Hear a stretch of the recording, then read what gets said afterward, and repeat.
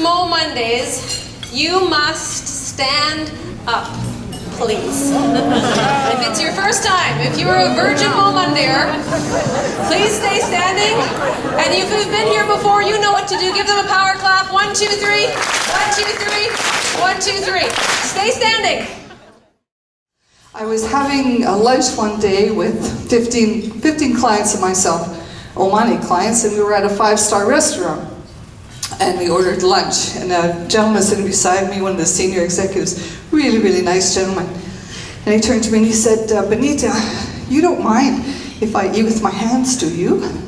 I'm like, ding, ding, ding, Benita, this is a difference. Remember this. So I said, no, I don't mind if you eat with your hands. If you don't mind if I eat with a knife and fork. And he goes, and he laughed and laughed. We've been best friends ever since.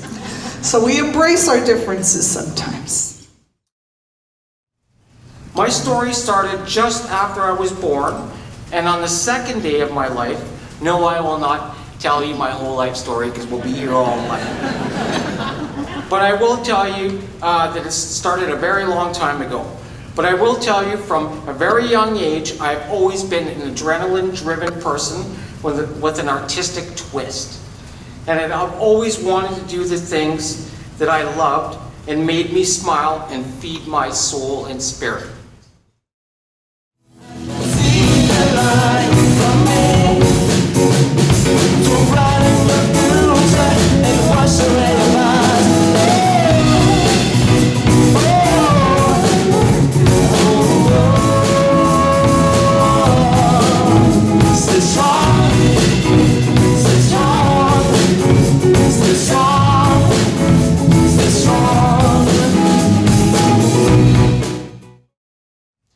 She talked to us about what to expect in Mom's final days.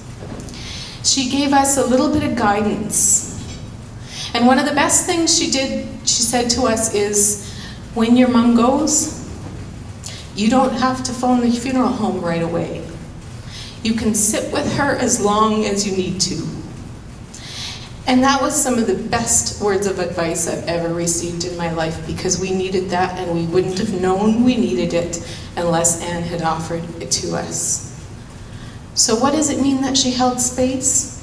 It means that she gave with compassion, that she kept her own ego out of it and allowed us to be empowered, allowed us to use our intuition, allowed us to trust that our wisdom was the right wisdom for supporting Mom right then. Let's just say you're all writers.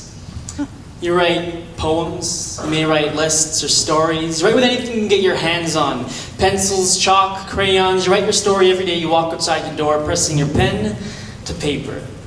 When the sole of your right foot brushes past your welcome mat, your left foot settles on concrete. With each stroke you make, with each word you choose, you are a thinker. And that drink you push against your bottom lip is ink spilling onto the page. After each draft, you're drunk on drama. You are a drinker, and you've written essays on bad relationships and good whiskey. The thesis was a stance on how the world's eyes spun counterclockwise, and its oceans were tears. When the moon went away, it found fire from the sun. You drank the fire, and it burned clear at midday until the moon met the sun. And on that eclipse, my eyes couldn't see either.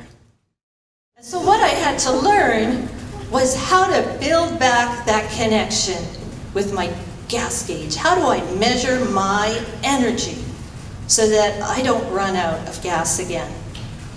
And there's the basic ways. Make sure you've eaten nutritious food, make sure you've had quality sleep, make sure you've drank enough water.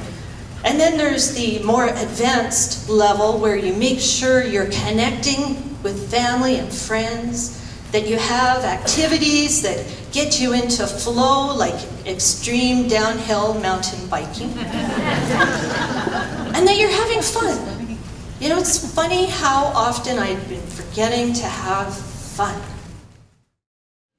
I don't really care if you want to see, you're going to see it. Because kids love pictures. Who doesn't love looking at... Okay, you ready for this one? Right, this was my main dog. Aww. See, and you're just like the kids. Yeah. And if you got to go to the bathroom, put your hand up. So that's Cooper, my basset hound. Can you see that?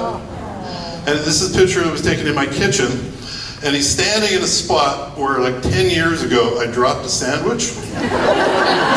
And the people that are laughing are dog owners, because they know if you drop food on your floor, for the rest of his free life, your dog will go back to that same spot.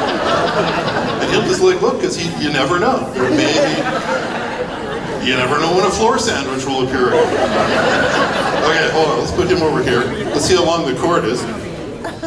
So if you get really bored with the story, you can just look at the picture of him. What the Mo in MoMondays stands for. On the count of 3, if you know or have a reasonable guess, shout it out. 1, 2, 3. Right on. If you met a nice person, say I did. On the count of 3, I want you to shout out one of your words that you use to describe yourself. Go. 1, 2, 3.